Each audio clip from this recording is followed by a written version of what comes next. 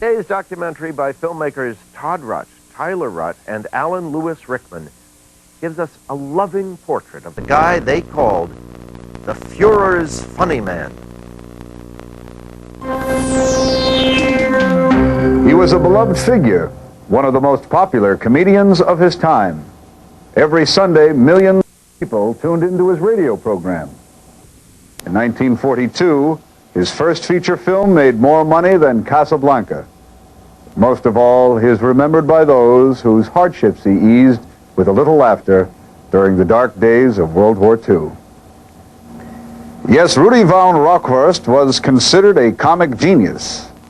Oh, you've never heard of Rudy von Rockhurst? Maybe because, you see, he was on the other side. This is the story of the guy they called the Führer's funny man. Born in 1908 in Coburg, Germany, Rudy von Rockhurst came of age after the chaos of World War I. Desperate to feed their starving families, Rudy's father Ludwig and Uncle Hans formed the Two Hot Links, a popular comedy team. Eventually, they hosted a weekly radio program. Young Rudy soon joined the act. Nein, Frau Schulz, ich weiß nicht, wo meine Kuh hin ist. Oh, da ist sie ja. Sie trinkt schon wieder mein Bier. Komm her, du treulose Kuh.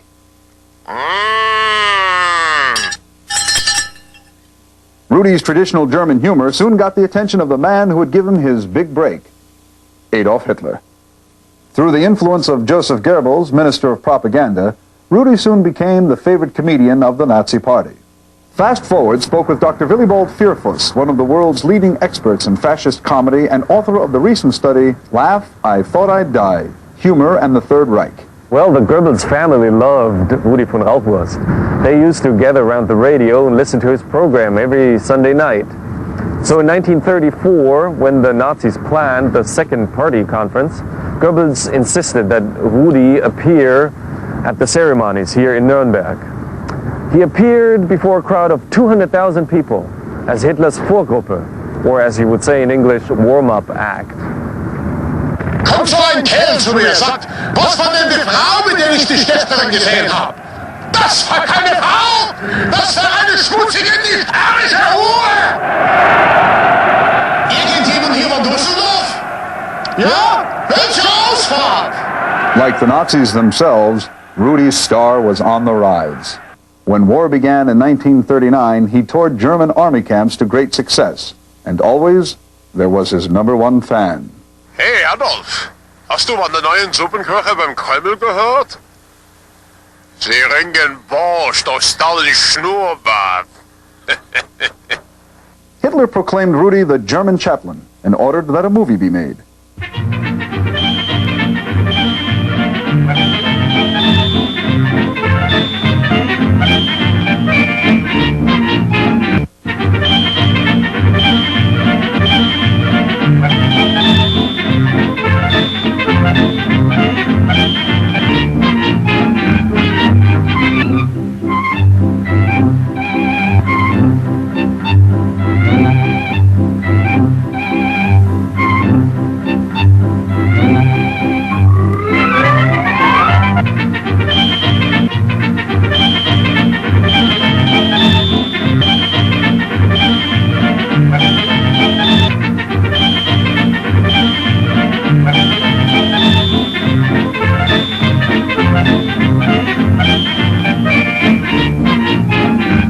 The Funny Soldier proved to be a major hit with Axis audiences.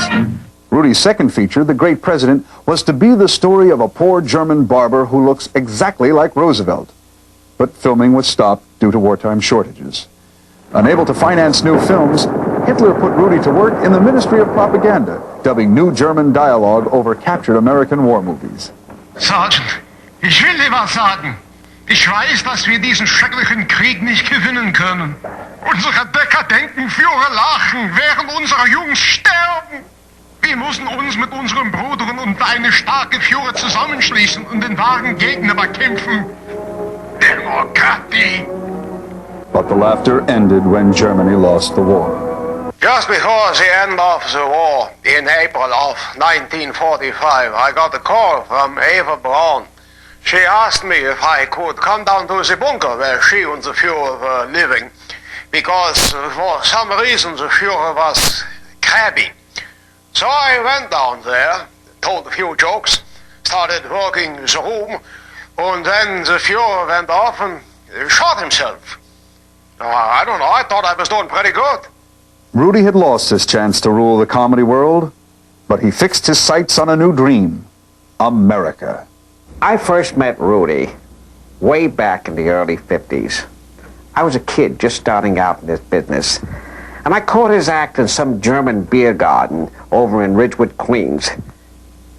From the time he uttered his first line, I said, this guy has talent. He is fantastic, and I'm going to book him. So, I brought him out west. I booked him in Vegas. But he bombed. Actually bombed. The public just couldn't understand his humor. Lenny Bruce had the same problem. You know, a funny thing happened on my way down here tonight. The fellow walks up to me and says, I haven't had a bite in 3 days. So I shot him. But you know, Europe today is a crazy place. Take Poland. We did. So this fellow, he had 3 wives that died. A guy asked him, how'd your first wife die? She died from eating poison mushrooms. How'd your second wife die? She died from eating poison mushrooms. How'd your third wife die? Fractured skull. How'd she get a fractured skull? Dresden bombing! So, where you from? But that Goering, was he fat? Was he fat? You will say, how fat was he? He was so fat, when he sat around the Reichstag, he sat around the Reichstag. What's the matter with you? You Jewish? Gypsy? Communist? Homosexual? Tough room. Finished in Vegas, Rudy sank into a deep depression and a rumored battle with alcoholism. In 1962, Rudy attempted a comeback with a comedy album, My Son the Nazi. Although it failed to find an audience then, it is a cult favorite today. His career faded. For many years, Rudy gave fire safety demonstrations at elementary schools as Sparky the Fire Dog. When that ended, he hosted a cable access TV show called So You Want to Be a Tax Preparer. That was in the 70s. Toward the end of his life, he did a lot of small theater. He actually died on stage in a summer stock production of Annie Get Your Gun in the role of Chief Sitting Bull. I had my ups, I had my downs, but in the end, if I made one person laugh, it was all worthwhile.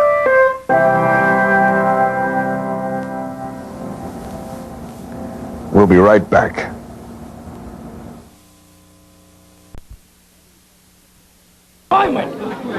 Everybody should participate in it. Learn my...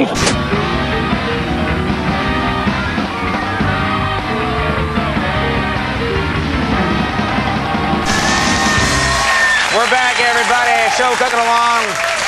And folks, my first guest this evening is one of the most exciting martial artists alive today. He's appeared in the films Drunken Masters 1 and 2, the Police Story series, and Rumble in the Bronx.